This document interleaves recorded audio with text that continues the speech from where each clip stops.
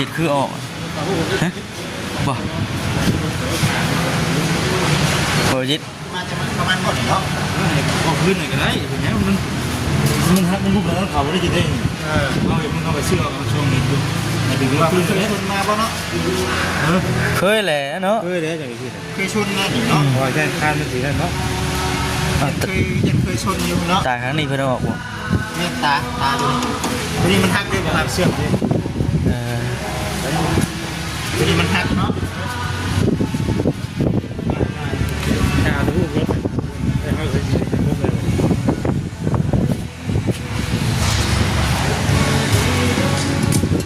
เราเรื่องรถเรื่องล่างของจิตเพิ่นกะจากที่เฮาได้ปรึกษาหรือว่า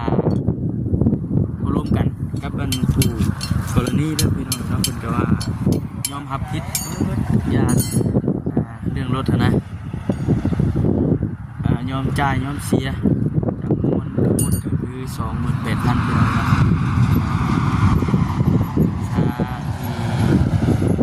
คิดคือว่าเนี่ยนะที่ว่าเกือบผู้กรณีผู้เพิ่นเกือบอยู่เข็นถอกเข็นทางนี่ก็คือกันนี่กันว่า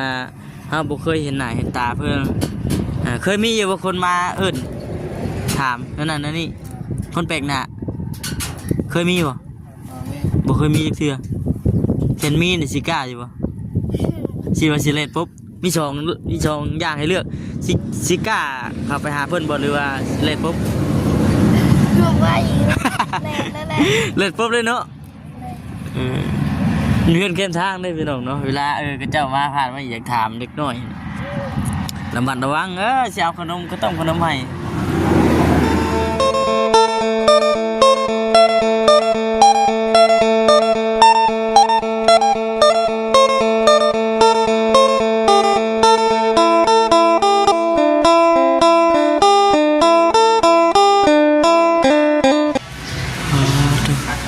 เดี๋ยวนี่เพิ่นคัดสีบ่นี่สีไม่ค่อยคัดไม่ค่อยได้เนาะไว้อยู่มื้อนี้ก็ถือว่าพากันมาเบิ่งรถแล้วก็สิถือโอกาสไปคุยเรื่องเกิดอุบัติเหตุเมื่อวานนี้แน่พี่น้องเนาะเอาก่อนอื่นก็ทักทายสบายดีเด้อพี่น้องเด้อคือไดเมื่อวานนี่มันอยากขนาดในเมื่อวานใครมาดูก็อยากเอ้าเด็กจริงๆนี่มันรู้สึกว่ามันขัดก่อนมันหนีบป่ะ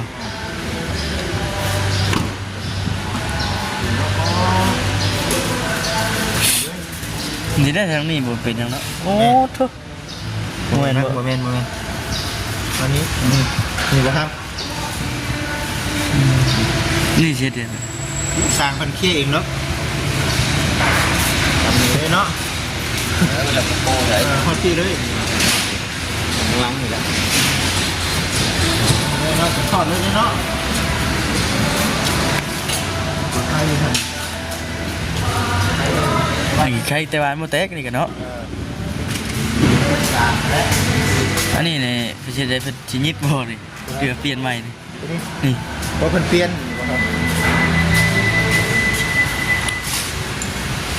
พี่น้องเด้อสบายดีเด้อพี่น้องสบายดีเห็นว่าเฮ้ยมือชื่อหน่อยคือว่าโทษให้ว่าเรื่องป้ายเนาะป้ายออกใหม่เลยเป็นป้ายนี่ได้บัดนี้แล้วจะออกป้ายออกอะไรน่ะป้ายออกเลย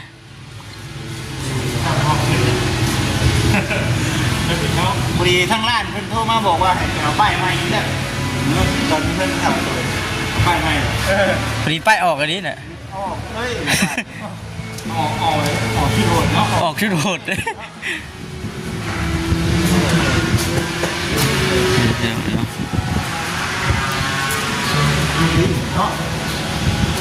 เขาจะว่าอันตาบ่ได้เป็นยังว่าจิตคือออกฮะบ่จิตมาจะประมาณก่อนเนาะออกขึ้นหน่อยก็ได้อย่างเงี้ยมันฮักมันลุกแล้วเขาไม่ได้กินได้เราอย่าเพิ่งเข้าไปเชื่อเอาช่วงนี้ดูแต่ถึงว่าเคยชนมาป่ะเนาะเคยแหละเนาะเคยแล้วอย่างนี้เคยชนนะเนาะพอใช่ข้ามมันสีนั่นเนาะเคยชนอยู่เนาะตาครั้งนี้เพิ่นออกบ่เนี่ยตาดูวันนี้มันฮักด้วยความเชื่อมเลยวันนี้มันฮักเนาะ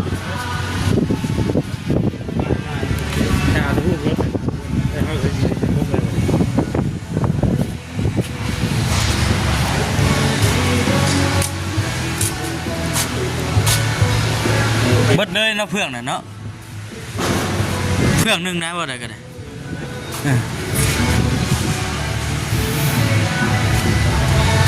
จะคอเป็นเนาะ จะว่าสิให้เป็นข้อ สามมือเป็นเนาะธรรมดาเลยเนาะมันบริมีอย่างจองบริมีอย่างดึงไว้ก็ได้ก็จะว่าจะเป็นว่าพื้น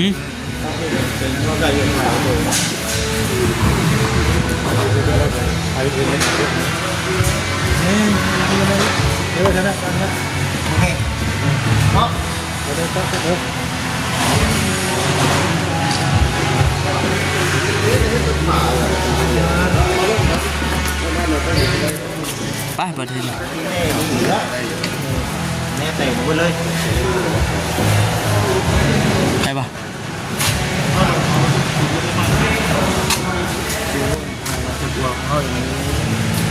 เอา35ได้ ปุ่มขึ้นมาคือเก่าได้บัดนี้เนาะ บ้านนี่เป็นไง เอ้าลุกเข้าไปได้เด้ๆว่า เนาะแม่นได้ ลุกเข้าไปได้เด้ๆบ่เป็นสอดเป็นฮอดคุณเลยนี่ภาษาเนี่ยอะไรนี่ก็เวทีด้วยเนาะได้เลย นี่เนาะอันนี้ก็โป๊ะจ้ะแตกเบิดได้บ่จิได้นะบ่จิต ฮะมันก็สิเก็บเบิดเลยแหละ นี่เก็บเบิดแล้วนี่ แล้วมึงอยากจะเก็บแล้วจังมือใครจะจังมือ ประมาณ3มื้อ มือแล้ว ประมาณ2-3มื้อได้ประมาณ3มื้อ ตามสิเวะนี่บ่ฮะ เดี๋ยวว่าและต่างๆ เดี๋ยวเพิ่นจัดการเองเด้อ เลยใช่บรรยากาศมันเลย จะว่าเฮาไป ไปพุ่นแล้วตามโทรหาเขาเจ้าโทรหาผู้คนนี้นี่แหละโทรหาเลยคุยกันพุ่นแล้วมันสะดวกเราคุยกันนี่แต่มันบ่ได้ เบิ่นเพิ่นสิเวียกเนาะ บ่งาน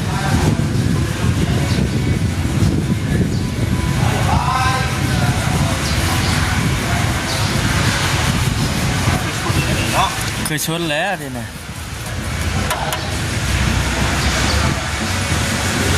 เช็คนึงก่อนเนาะ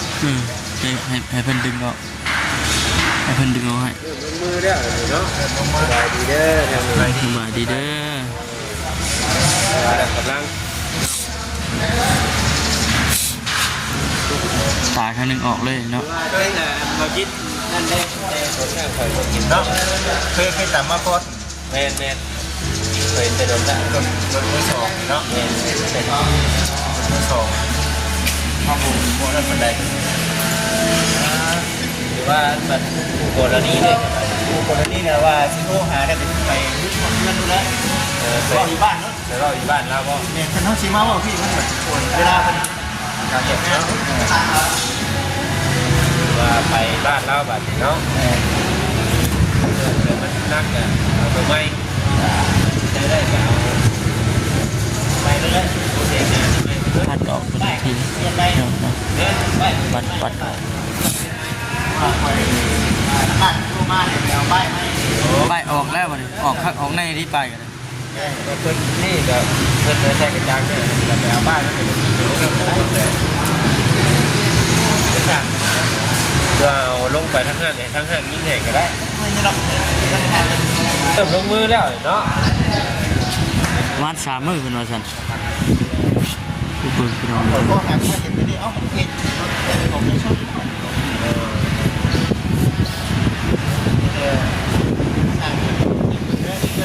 ไปหาห้องเลือดกับเจ้าได้จากไอ้ที่กันเลย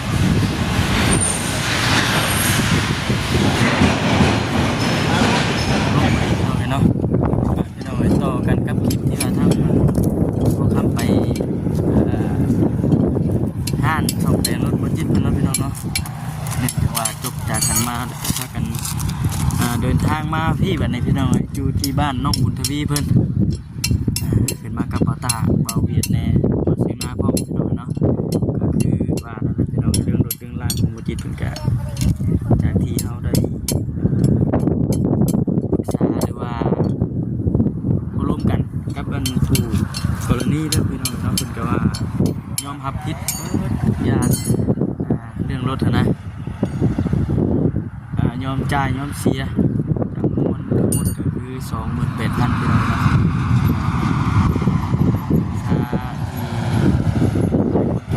เพิ่นเกือบถูกเฉี่ยวชนก็อยากมีค่าทำขวัญแน่โอ้น้องพี่น้องเกือบรถชนรถเฉี่ยวใส่นะเสียขวัญเสียอย่างแน่ได้เพิ่นก็ได้ข้ากับบ่ยอมบ่ได้นะ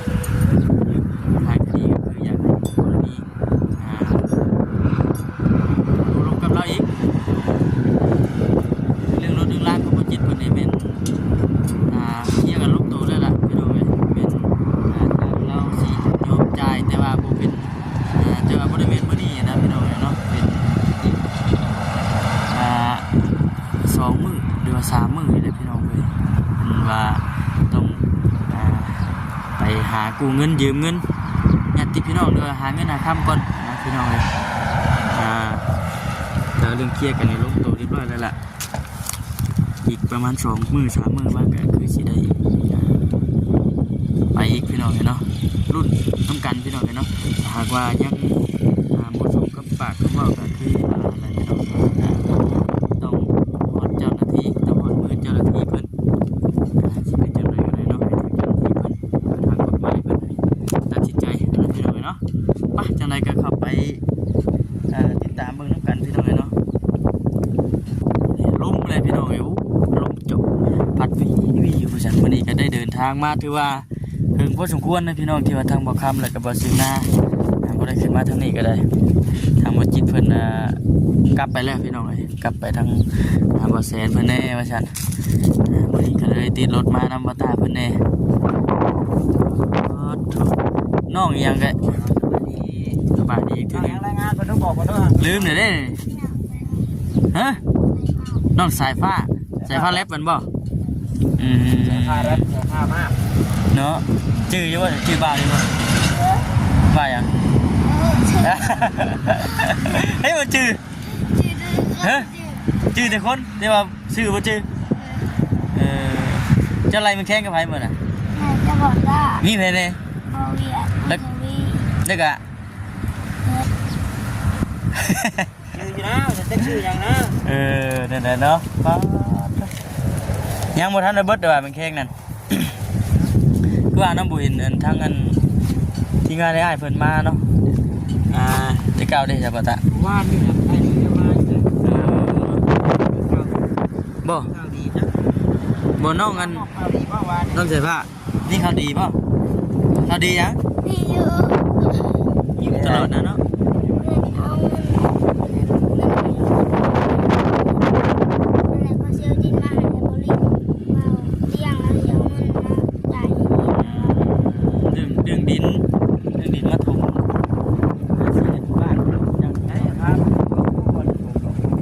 ไปรอดบ้างเนี่ย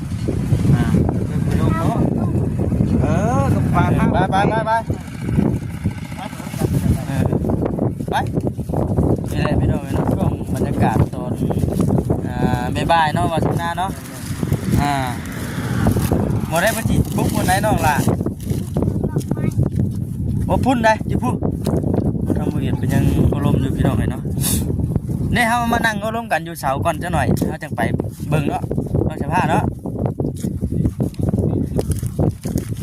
ทานเลยไหมทานรู้แล้วทานแล้วบ่ทานยันวะเสร็จแล้วจะโคตรเถื่อบ่จบจนนี้มันจีพากันกลับเลยล่ะพี่น้องเนาะฮะไม่ยังนะหยุดอย่างก่อน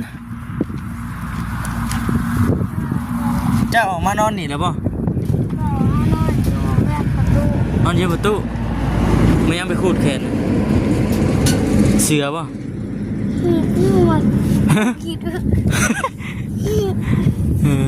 เป็นอะไรทีมงานไอ้เพิ่นขามาเรื่อยอยู่บ่ช่วงนี้ขามาเรื่อยอยู่เหงาบ่เวลาเพิ่นบ่ได้เข้ามาเหงาอยู่มุ้ยบูปากว่าวเต้มื้อนี้บ่ไล่บ่มันแข็งบ่นี่ไล่ธรรมดามีเวตักถึงถ้ากระตงเราเห็นทับจักปูพินมียังมีอยู่บ่มันแข็ง โอ้อยากเลยเนาะคือเนาะคือว่าเนี่ยพี่น้องๆเพิ่นบ่ได้นอนอยู่นี้เนาะเพิ่นว่านอนกลางคืนยังว่าเฮ็ดกระตองยาวๆไม่เสยยาวเนาะทางลงหั่นกลางคืนนี่มันสิบ่บินคือตอนเว้นเนาะกลางคืนจากที่ไล่มื้อนั้นป๊าดพี่น้องเอ้ยแต่โคกว่าซั่นนี่เลยพี่น้องเนาะกาแวะเวียนเข้ามาหามื้อนี้แวะเข้าเวียนเข้ามาเยี่ยมมายามน้องบุญทวีเพิ่นแน่แล้วก็น้องสายฟ้าพ่อพี่น้องเนาะว่าเป็นจังไดแน่ว่าซั่นกินข้าวแล้วว่ามื้อนี้กินกับหยัง เขาจะปา โอ้เป็นจังเศษแท้ปะทีนี่ตามั้ยจ้ะ ไม่เหลวได้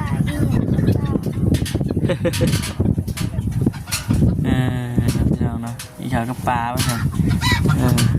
ไก่กาเพิ่นก็คุณมันก็ต่างหยังน่ะไข่บ่นะ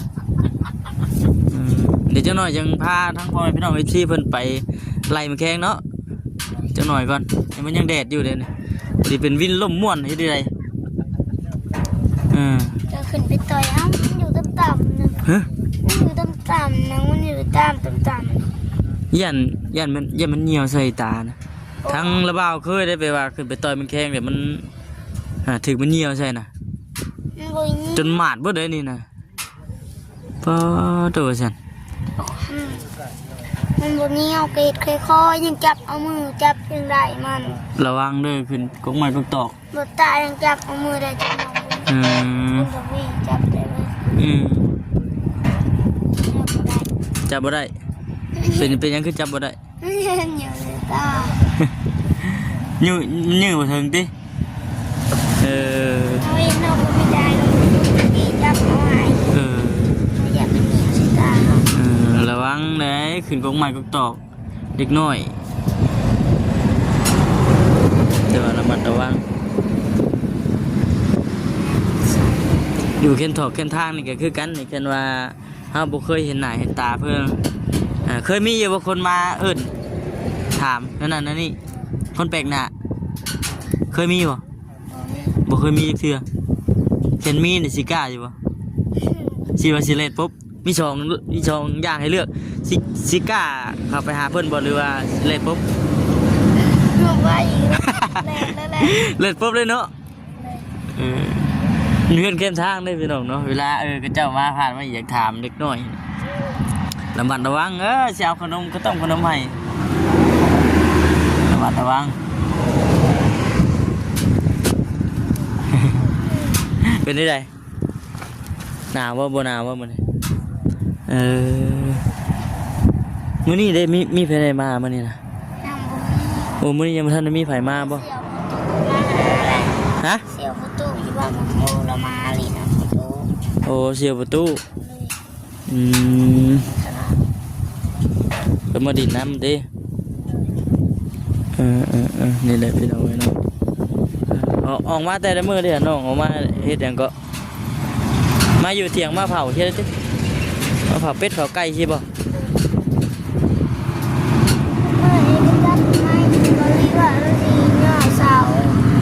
ตัดไม้ออกกันนะ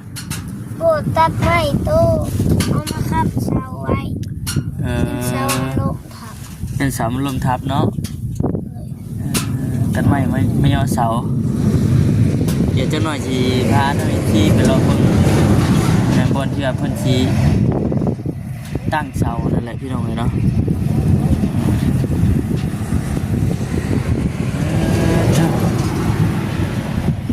เสาเป็นเรียงสลาย มาใส่หู อันนี้ได้เมื่อน้ำบ่อนี่ก็อยู่หน้านี่ เลือกเขาได้เขาเลือกแต่มาป้าเลือกแล้วกันมาดิกัน โอ้มาดีน้ำกันพอดีแล้วเพื่อนเผาเทียมอยู่เนาะกลางค่ำกลางคืนบ่ายเนาะจะได้อุ่นใจน้ำหมายเนาะกลางค่ำคืนก็ได้ อ้าวมันเผาเพื่อนให้ได้เอาพี่น้องเดี๋ยวจะหน่อยสิพาทางซีไปแล้ว เรียนดอกเรียนผูกแขนเขา ไปขึ้นผูกแขนเขา เพื่อนดอง โอ้ยโอเค เครือผูกแขน ประตูก็สิไปเขามาบอก โอ้เพิ่นมาบอกไปผูกแขนบ่สิได้ไปกินซีนได้บัดนี้ทำสิกินเด้อเนาะ กินซีนกินน้ำหวานเลยบัดนี้มา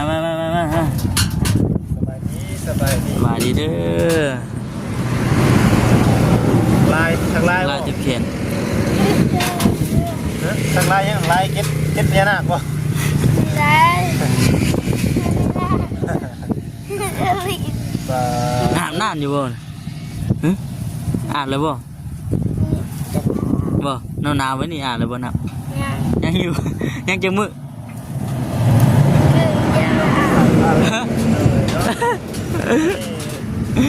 ตามน้องหยอกเพิ่นอยู่เนาะ ลายมันแข็ง จะใส่ถุงมือเลยจะไปไล่แบบนี้ แม่นบ่ แม่ บ่าวบ่ได้ใส่ถุงมือเลยบ่ได้ไปไล่ได้บัดนี้ ไล่ อะไรน้ำกันแล้วเนาะบ่ ให้เพิ่นใส่ถุงมือได้ไปไล่ จะไม่กิน ไล่ได้กินแล้วบัดนี้เนาะว่าบ่ได้กิน เฮ้ย ได้มีบ่จะไปเบิ่งแล้วว่า มันก็ได้ไปเบิก มันลมสิมันสิได้อยู่เนาะลม มันก็เจือด ต้องเนาะเจ้าบ่มีมันจักบ่เจ้าไรบ่ได้ครับ ขันกระตองดูขันกระตองเบิก มีกระตองบ่ ตาเห็ด มีกระตองบ่ ตาเห็ดแดง ใช่กระตองจัก ดูบุ้นกระตอง อยู่ เนาะ บนคอเพิ่นบ่ เด้อ ดีจังหน่อยจะไปไล่น้องเพิ่นก่อนจะหน่อยหนึงนะครับ เราเรียนเนาะ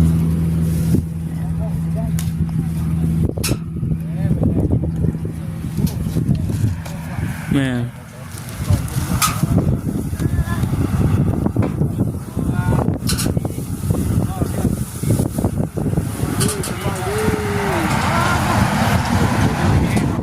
อยู่ดีแพง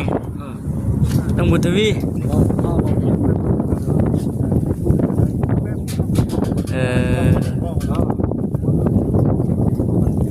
มื้ออื่นบ่อ้าวบ่ได้มื้อนี้นะตุ๊บ่ได้เป็นมื้อนี้บ่มื้ออื่นบ่ได้ติ ที่เศร้า มื้ออื่นวันที่20 ก็ช่วยจังหน่อย9 โมง 10 โมงบอกดีแล้วว่าลูกบ้านวันนี้ลูกบ้านนี่ ตัดไม้ออกไปที่อีห้อยแล้วบ่ยังอยู่ ไม่เอาไว้จ่ายเช่าแล้วมันตั้งเช่านี่น่าจ่ายมันล่มครับ โอ้ล่มเด้อเนาะล่มซ้ำสิแห่งอันตรายเด้อบัดนี้น่ะระมัดระวังนั่นแหละคือว่าเด้อ ช่างเฮ็ดเขาเฮ็ด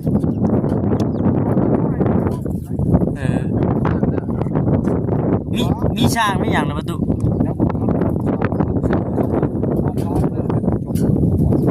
ข่าวว่าเขาเที่ยงมากเลยช่างมาลงสร้างเข้าคนในบ้านนี่นี่เลยเพื่อน